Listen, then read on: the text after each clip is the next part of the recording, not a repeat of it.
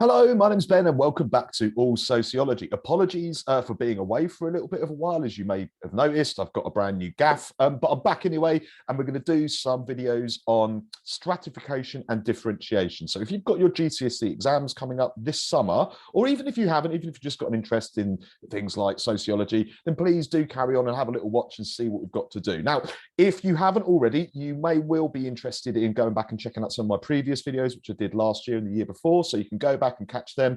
There's loads of them on my, I say loads, and there's about 20 of them on my channel. So just go back and have a look at those. They cover things like the family, education, research methods, and some other bits and pieces as well. So you might be interested to go back and have a look at those. Anyway, what I'm going to do is I'm going to share my screen with you. So in a minute, you should be able to see me up in my little top corner up there, and you should be able to see the menu of today's video. So what we're going to look at today is, well, first of all, we're going to have a look at what stratification and differentiation is. It sounds actually more complicated than it is. We're going to have a look at some different types of open and closed stratification systems. We'll have a look at what differentiation is. It's always good to sort of define what these things mean, isn't it, before we actually start worrying about how to answer questions on them. And then we'll have a look at some key themes. I'll go through some sort of 10 key terms from this video, 10 key terms you'll need to know, particularly if you're looking forward to your GCSE exams this summer. I'll say looking forward, but if you've got them. And then finally, we will have a little word on the exams at the end. So that's what we're going to go through today. So without further ado, let's get cracking and have a look at what is stratification. So I'll give you a very basic definition of what stratification is. And according to like most people, stratification is basically grouping people into layers in a social hierarchy. So often when we think about what stratification is, the word strata, which comes from stratification, means layers. So if we have a look at this sort of very kind of common class system there, we've got the upper classes, upper middle classes, lower middle classes, because the middle class is big, so we're going to split that up into two. Then we've got the working class, and beneath them perhaps people that don't work or who are in receipt of government benefits, those kind of things, the underclass. So stratification just means splitting society up. It's how we split society up into different layers. So that's what we mean by stratification. Now, I'll go through a couple of examples for you.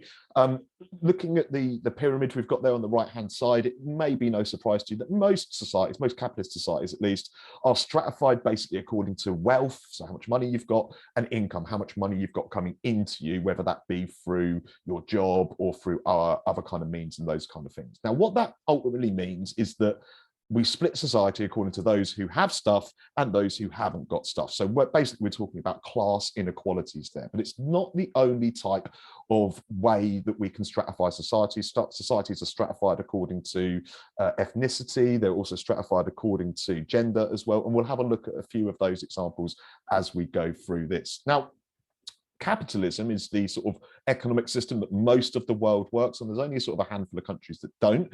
And those countries that don't, who occupy sort of a communist system, what they try to do is try and get rid of this inequality that we have in our stratification, in the UK at least, or in the USA, by making a more equal society. So rather than having, people with all the money and all the stuff at the top and the people with nothing at the bottom, you kind of do away with that and create a lot more equality. Now, as I mentioned a minute ago, there have been some other ways that societies get stratified, but the common way to stratify societies is basically through looking at basically class and how much money people have got, what their wealth and their status is.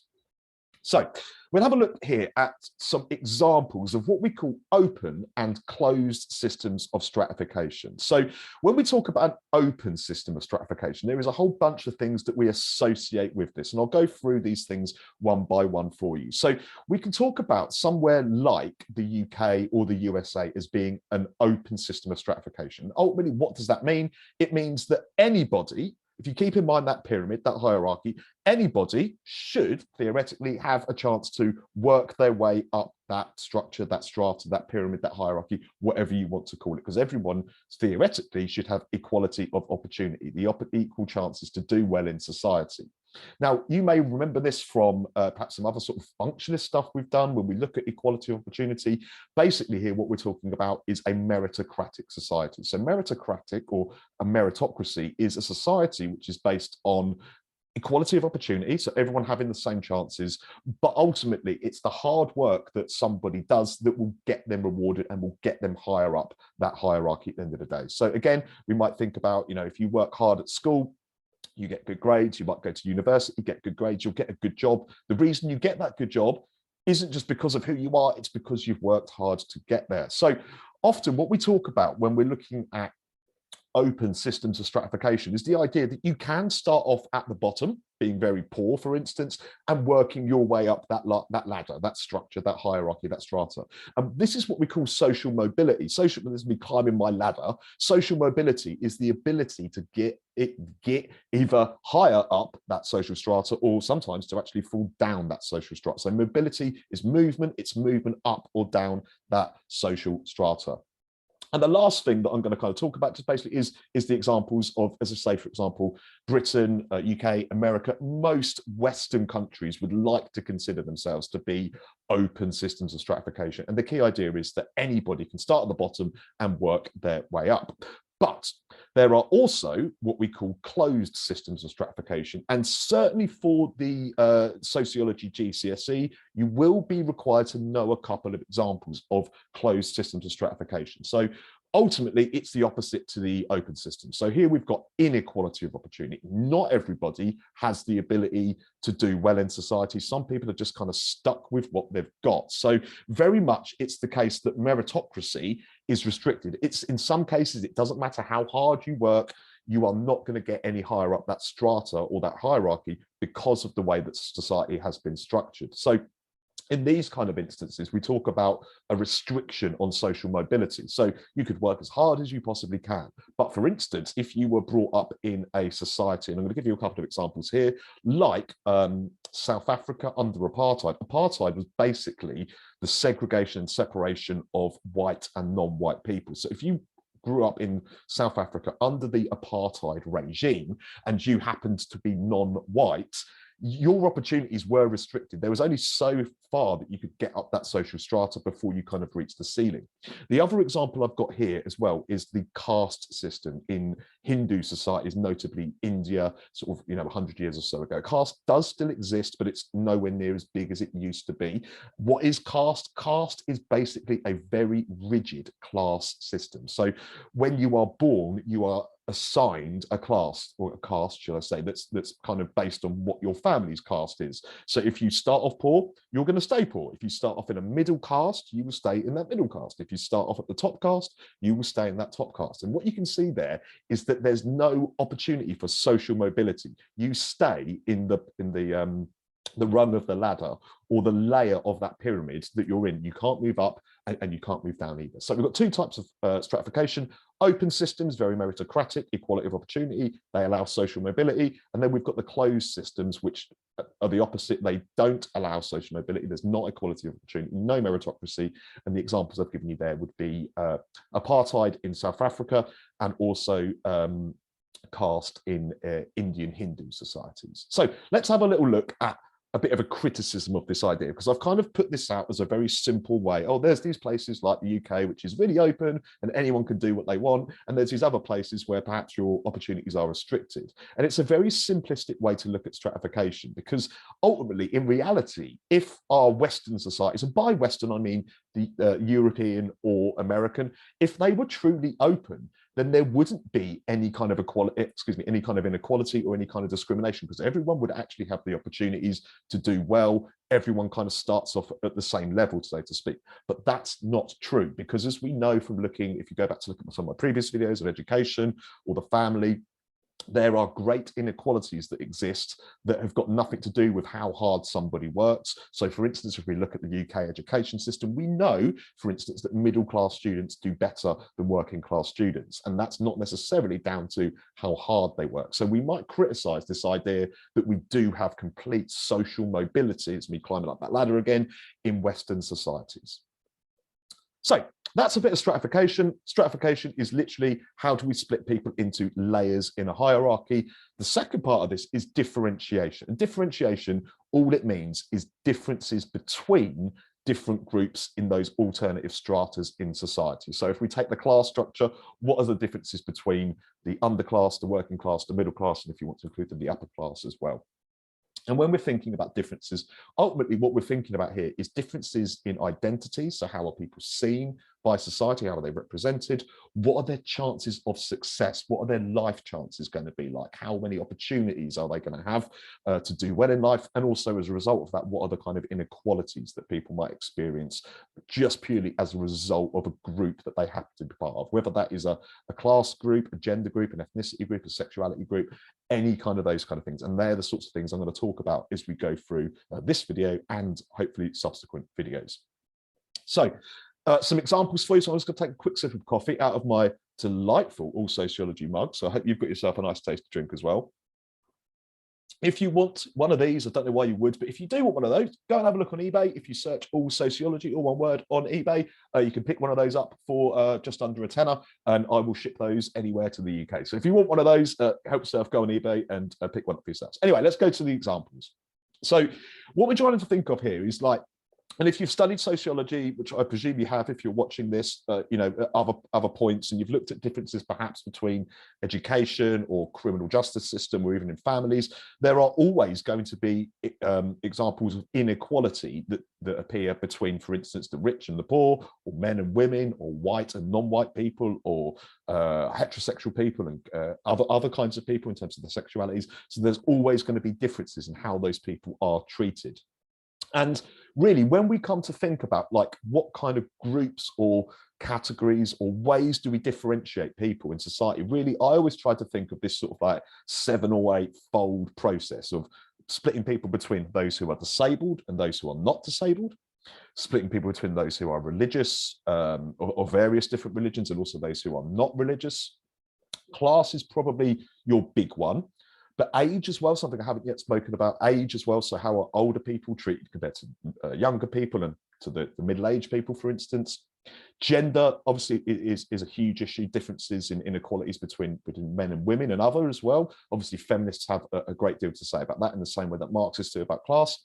Our differences between ethnicity. So I've got a video coming up on ethnicity, but essentially we're looking there at the difference between how white people are treated and how non-white people are treated, whether that's Black, Asian, any other kind of Black minority ethnic group. And finally, sexuality as well. So these different ways, so disability, religion, class, age, gender, ethnicity, sexuality, are all different ways of differentiating groups in society. So if you ever get a question or get asked about how might we differentiate groups in society, well, one example would be through class, one would be through age, one would be through gender, etc., etc., etc. So I'm going to take you through some sort of key themes in stratification and differentiation now. And excuse me, you'll be able to see in the background there's some pictures which you might recognize what I'm getting at here when I'm talking about what the differences might be. And if we look there, we've got a symbol about money, about work, about the criminal justice system, and then moving on to the bottom row, education, representation through the media, and then also in the family. And they're the sorts of things you want to be thinking about in this topic of stratification and differentiation, because it's ultimately about how people are treated differently in work, in the criminal justice system, in education, in the media, and so on and so forth. But I think I'm going to bring all of these up actually. There's 3, I would say, really big themes that kind of stretch throughout the stratification and differentiation topic. And it is a big topic, particularly if you are taking the Eduqas GCSE, which is the one that I teach, and I'll go through a couple of exam bits and pieces towards the end of the video. But this is a big topic, and so you're going to need to be aware of ways in which you can bring in stuff that you may have learned previously from the family unit, from the education unit, from your crime and justice unit, and those kind of things, as well as any other kind of stuff that you pick up from your own lessons or your lectures, or indeed from these videos as well. So for me, the 3 like big sort of themes we've got are inequalities. So why, for instance, do some groups get treated better than others? Why do some groups get more than others, for instance, and why do some groups get less? Identity. So by identity, this is what I mean by this is sort of how you see yourself and how society sees you as well. So are you looked upon as a particularly high status person, someone with perhaps low status? Are you scapegoated? Are you stereotyped? Those kind of things. And also finally, our opportunities. And this really comes down to like the life chance. I've mentioned this already, life chances, which are the chances of success you have in life, or rather the chances of not being successful that you have in life. So for instance, if you go to school, you get a good education, that's going to bring you greater life chances. But as we know already from previous videos, as I say, if you haven't already gone back and looked at those education videos, please do. There are massive differences between, for instance, just in school, in terms of achievement and who does well, who doesn't, between rich and poor, between male and female, and between different ethnic groups as well. So they're the sorts of things you want to be kind of focusing on as we go through this topic, and as I'll go through future videos. So I am going to do a bunch more of these videos, and I will be talking all the way through about things like inequalities, identities, opportunities, and life chances, those kind of things. Now, we're coming towards the end of this video already, which is good for me, because I'm very keen not to make these drag on, because I know what it's like. You want just something ultimately that's like less than half an hour that you can go, boom, right, I've done that. I know what that is now. So on all of these videos, what I'm going to do is I'm going to go back over sort of 10 key terms that I've talked about in this episode so far. So I'm just going to cover these off, go through and define them, and then hopefully give you a couple of examples or so. So we've got the first one is about equality of outcome. Now, I don't think I've actually mentioned this yet, but there's two types. I'm going to bring them both up. There's two types of equality, so ways you can treat people fairly and equally. The first type of equality we've got is called equality of outcome. And this is where everybody gets treated the same because they all end up with the same thing. So the example I always give to my GCSE Sociology class is, I could give you all 100% on your most recent tests. Would that be fair? And of course it wouldn't be fair. It would be lovely because everyone gets 100%, but ultimately, the people who have worked really hard for that are going to be a bit upset, because they're like, well, I've worked really hard for this. Why do I get 100% and everyone else gets 100%? And the people who haven't worked hard for it also get 100%. So there's no incentive there for anyone to put in any extra effort if you all end up with the same thing. So that's equality of outcome. So what we have instead, and I mentioned this earlier when I was talking about open and closed systems of stratification, is equality of opportunity. This is where everybody is given the same chance to do well and get the same outcome. So for instance, again, like how I explain it to my students at school is, everyone gets the same lessons from me. You get exactly the same content. I mark all of your books in the same way. You're all treated the same. It's up to you how much effort you put in terms of what you actually get. You all get the same opportunities to do well. It's then up to you as to how hard you work, which then leads us into meritocracy. So meritocracy is essentially, it's based on two things. One, the first idea is that there is equality of opportunity in society. Everyone has an equal chance of doing well. And the second thing is that hard work gets rewarded. So this ultimately, this idea of meritocracy is about, if you work hard, you will do well, whether that be through achievement or status or rewards or whatever it might be. Social mobility. So I mentioned social mobility. What is social mobility? Can I say social mobility again? I will. It's the ability to move up or down the social strata through hard work or other means. So for instance, if you start off quite poor in life, but you work really hard, you will probably get yourself up probably from the working classes into the middle class by getting a good education, a good job, etc., etc. It is also possible to move back the other way. It's less common, but it does happen as well. So social mobility, moving up or down the social strata or the social hierarchy. Life chances. What are life chances? Life chances are basically your opportunities of doing well or having success in life. And this is something we split up by different social groups. So we can easily say, for instance, that middle class people have better life chances than working class people. They are more likely to do well. Okay, so it's about the opportunities you have for doing well or being successful in your life. Status is sort of your position in society. It's how you are seen, and it can depend on all kinds of things. Basically, I suppose things like your job, how much power you have, whether you are somebody who is trustworthy, or you see this responsibility. How are you seen by society, or how is your job seen? Are you somebody who is considered to be important in society or not? Power. We'll cover this one in a future episode. Actually, I'm going to do a whole sort of episode on power and status and control and stuff like that. Power ultimately is your ability to get things done and to have things happen that you want to happen, whether that be through encouragement of people to get things done for you, or in some cases through force.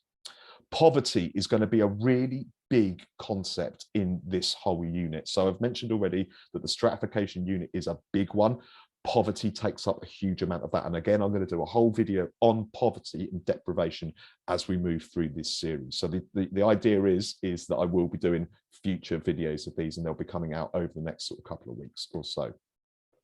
I'll cover poverty in a bit more detail as we go through, but poverty is ultimately being very, very poor and not being able to afford the things that you should be able to afford in society. Representation is basically how you are shown. Particularly we think about representation through the media, whether that be through TV, newspapers, online, social media, any of these kind of mediums or ways that different groups can be shown. So with that, we want to be thinking about, like, for instance, how are young people shown, how are gay people shown, how are poor people shown, how are rich people shown. So representation is just another word for shown, basically. How are you shown or seen? And often we're thinking about through the media. And then finally, last couple of kind of key terms you'll need to know in stratification and differentiation.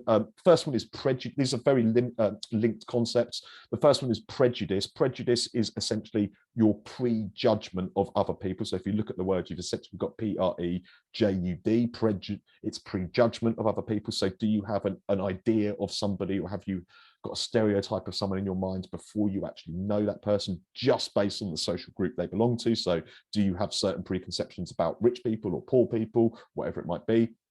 So that's that. It's just thinking something about another social group. And discrimination is acting on that prejudice. So you might believe, the example I always give is, you might be prejudiced against people that don't wear glasses. You might think, well, people that wear glasses are really clever. This is obviously a silly example. People who wear glasses are really clever, therefore I'm going to give them the best kind of jobs and the best roles. People who don't wear glasses are not very clever, and therefore I'm going to discriminate against them by not giving them opportunities. Okay, so that's just a very simplistic way of looking at those 10 key terms. And as I say, over the course of the next few videos, I think I've got like 6, 7, 8 plans, something like that. I'll go through a lot of these things and revisit those for you. So just the last thing I'm going to do in these videos before I do a quick wrap up is have a quick word on the exams. Now, this is quite important, especially if you are someone who's taking your exams this year and you're taking GCSEs. Now, if you are taking the Eduqas, or sometimes called the WJEC course, this is going to be directly relevant for you. If you are not, if you are taking an AQA course or something else like that, I'm not saying this isn't going to be useful, but all I'm saying is I'm very much tailoring this to students who take the Eduqas GCSE. So I'm just going to take you through the exam paper, because I think it's always handy to know a little bit about what's coming up. So you've got the front cover of the exam paper. This one here is from 2019. As I've mentioned all the way through this, stratification, what you need to know is WYNTK, yeah, what you need to know. Stratification, as I mentioned, is a massive topic in your second exam paper. So you'll have 2 exam papers. This will be in paper 2. And the exam paper is made up of 7 sections. I don't know if you can I get my cursor here? You might be able to see my cursor just sort of revolving around those 7 sections there. And the bit that Strat Diff makes up is made up essentially of half of the marks. So sections 3 to 5 in this paper are all going to be questions on stratification differentiation, and that actually amounts to pretty much half of the marks. So 49% of the marks are going to be on questions on stratification and differentiation. Now, if you've watched any of my previous videos on family education methods and stuff like that, you'll know that there is a whole bunch of different types of questions. Now, they're different in paper 2 to what they are in paper 1, and specifically on this section 3, 4, and 5, the Strat Diff section, the only types of questions you'll get asked are going to be 2 marks, 4 or 5, and a 9-mark question. There is not any 15-mark essays in this section of the course, which is great, but it does mean you need to know how to answer other types of questions as well. Now, I'm going to go through in a future video how you answer these 9-mark sort of mini essays, but for the moment, I'm just going to do a very straightforward 4-mark question. So this has come from a previous exam paper. Bit of coffee. Very simple one. Explain what is meant by stratification. It's a 4-mark question. So you could answer this question very straightforwardly with a very short answer. That's not going to get you enough to get you all of those marks. I'm going to show you my answer. And I would say, having marked for the GCSE paper, this would get 4 out of 4. And I'm going to explain to you why it gets 4 out of 4. So you might even want to just pause this video now and think to yourself, What would I write if that question came up in my exam paper? Explain what is meant by stratification. If you don't want to have a think about yourself, let's have a look at what I've written. So I've written, stratification is the division of social groups into layers like those of a hierarchy. Open systems of stratification tend to be meritocratic and based on income, which allow for social mobility. There are also closed systems of stratification like apartheid, which divided people by ethnicity and was not based on equality of opportunity. So let's just go through this answer and I'm going to show you where I pick up the marks. So the first sentence here gives the definition and explains what stratification is. That gets you 1 mark. I've then sort of started to speak a little bit about open and closed systems of stratification. So because I've looked at 2 examples, that'll give me another couple of marks.